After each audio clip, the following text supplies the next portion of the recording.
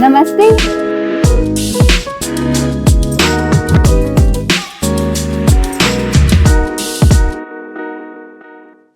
Namaste and a very warm welcome to our coffee table book edition, Women of Wonder special. And we are welcoming all our inspiring entries in the coffee table edition season one. Now, my guest today is super creative and she is an artist who combines the traditional ancient art with modern storytelling. From hand painting scarves to doing whirly exhibitions to today doing amazing camps within the labor areas. Mansi is somebody who's done it all. Not only is she an artist by heart, she's also an entrepreneur today. And I know she has recently opened Adakari Art Studio, which is one of the most well-known, most beautifully designed art studio, which we got to be a part of. And I'm so happy for that journey. But Mansi today is also trying to make a difference. Her studio opens arms for everybody who wants to get connected to the field of art. And I can't unveil to understand her journey from starting in the field of travel to now being an artist and an entrepreneur. So let's dig deeper. I'm sure there's something for everybody listening to this, and I can't wait to bring Mansi onto the show. So welcome, Mansi. Thank you for joining us today. Hey, hi. Thank you so much, Rima, for this opportunity. I'm really grateful. Through IWD and IWN, I truly found my real self. Being part of this group kept my journey as an artist on track. My vision to start Adakari Art Studio became a reality only because of IWN. So big thank you. Thank you from my heart. As we say, अभी तो party शुरू हुई है. There is so much more to come, Mansi, and I Yeah. can't how this conversation unfolds because I think the feeling is even if one woman watches this and takes inspiration from your story. So you know how you've just moved to Dubai very, very recently to setting up your art studio and growing as an artist in the, being the cultural ambassador of India here in UAE. That's such a beautiful feeling. But Mansi, मुझे एक चीज पता चली, you come from the travel industry. You're actually an Yeah, IR, yeah. but Yeah. how did travel to art, how did that transition happen? No, it wasn't sudden decision actually. Even while working in travel, I was always connected with art, whether designing our office space or adding creativity to events. But Hmm. slowly I realized the art cannot be a part time, at least not for me. So with my family support, I decided to take a leap and started Adakari Art Studio. So I realized that it is full time for me, not as a part time. Uh, so one of the biggest things I know is that you have painted your ancestral home in Worli Yeah. art, and it is one of the most beautiful moments. So how did that one wall shift your entire artist journey? Actually, when we painted the wall of our village house in Varli, it was only meant to look nice. But once Hmm. I started researching, I realized how little I actually knew about Varli. And that deep dive showed me that every art form has a deeper meaning, history, culture behind it. Now, for example, in Varli art, we often see palm trees and coconut trees because Varli comes from Maharashtra and those trees are common in that region. So in Bhil art, you will find jamun trees and date trees because that's what they see around them. So, in short, all folk, tribal, and traditional art forms use motifs from their own region, culture, their daily life, also from their spiritual stories, their mythological stories, and their belief. And it never is random drawings. It always comes from their surrounding and way of life. So, learning these authentic art forms from master artists changed the way I look at it, all traditional art forms, and shifted my journey completely. Amazing. Let's talk about your journey here in Dubai then, right? You are very new to Dubai by Dubai standards, right? How long back did you land in town? कब आए थे 3 years. three Wow, years ago. a beautiful journey. Yeah. So from landing in Dubai one sudden day to finding yourself and your establishing yourself as an artist in this market to finding an audience for your artwork. Tell us how was that journey and how is that has been. Were there any times you doubted yourself? Were there any times you were like, मैं क्या कर रही हूँ? Where am I? What should I be doing? or was it a cakewalk? No, I really feel it like a invisible. I didn't know any word or where to begin. The only thing I was sure that I wanted to teach and spread awareness of Indian art. So my first guidance came from Manasi Londe. She gave me confidence and explained me the importance of license and how to apply for it. And the real turning point was when I met you. I still remember my first meeting at the time of our business show. I was completely lost, and those 2 minutes still my business pitch. I was so nervous, but your constant support, your guidance gave me the confidence to believe that yes, you can do this. And honestly, you are my mentor and you are my big inspiration.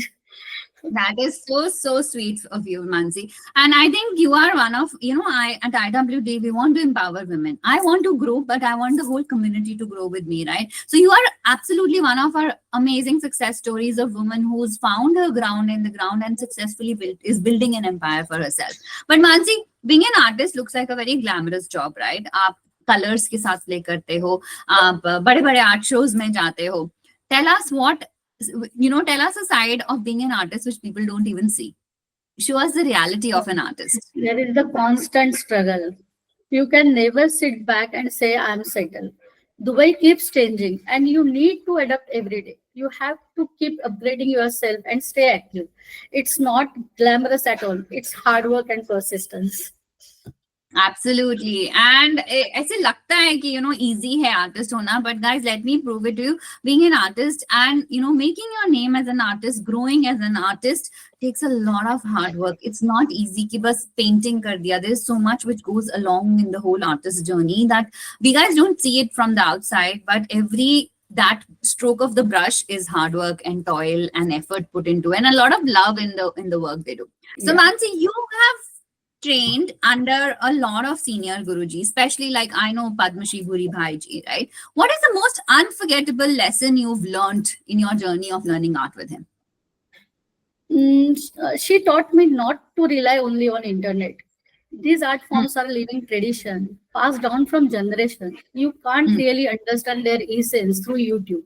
You need to learn from the real practitioners. So I learned so many small but important things from her, like how to make a brush from tree bark, how to hold it correctly, how to prepare natural colors. Now, for example, in wheel art, the black color it's made from charcoal, while in kalamkari it comes from iron and jaggery. So each region has its own way of making colors. So learning from her showed me the true authenticity of these art forms. Wow. And now that you've learned from your guru, you've also teach these art forms every day to little kids in your studios, right? Tell us about your students. Is there any success story or is there any transformational moment when you were teaching somebody and you felt like, oh my God, this is why I do what I do? So, I'll tell you, when I hear success stories like yours, right? When you've had some positive touch in your life from IWD and IWN at our work, it feels like, yeah, I always say, this is why I do what I do. I want to know, what is your this is why I do what I do moment? One of my students, her name is Reena Bakel, and she joined my workshop out of just curiosity, without any background in drawing. In our 2 hour session, we spent 1.5 hours only to understand and learn history and correct technique of this art form, and only half an hour for the actual practice. Because her main interest was to understand the art in the right way only. That's it. But over the time, she learned and mastered 3 art forms like Kishangad, linear art, and Madhubani art form. And now today, she has grown into such a wonderful artist that her painting is displayed in our gallery. And that's when I feel proud and realize, yeah, this is why I teach. Wow, that's a beautiful one. It's such a proud moment, right? When your students are at that stage where they are masters of certain arts and they're exhibiting in your studio. You also always say, right, that adakari is more than art, it's also healing. Talk to me about that, right? That in what ways does therapy and healing change people's lives? See, I'm a certified art therapist. So art therapy can change lives in many ways. It helps to reduce anxiety, depression. It also supports people dealing with addiction. It improves your hand and brain coordination, your fine motor skills, and increase focus and concentration.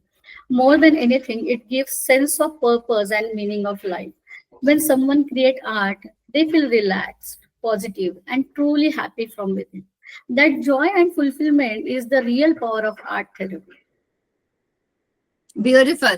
And Nancy, one more thing is the joy and fulfillment also comes from all the social work that you're doing. And I know you've taken that initiative of working with the labor camps today, right? Tell me about that experience. Why are you doing that? And, Actually, yeah, any that's on my story- vision board. The second thing on my vision board. Yeah, the Mhm. first like Adakari Art Studio, and the second thing from my vision board is to do social thing, and the same in the women in the labor camp comes from the different countries, from the Mm. different cultures, from the different languages. They had nothing in common, and they knew each other. But when they joined the art workshop, something magical happened. The art became their common language. They started sharing, laughing, and creating together. The joy of their faces was unforgettable. Seeing their smiles gave me so much satisfaction and sense of fulfillment.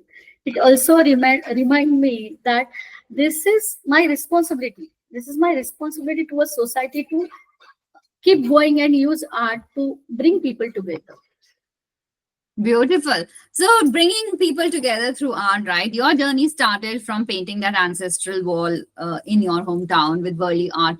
Let's do an hypothetical situation where you have to paint the whole art village. Where are you going to start with, and what does the first wall look like?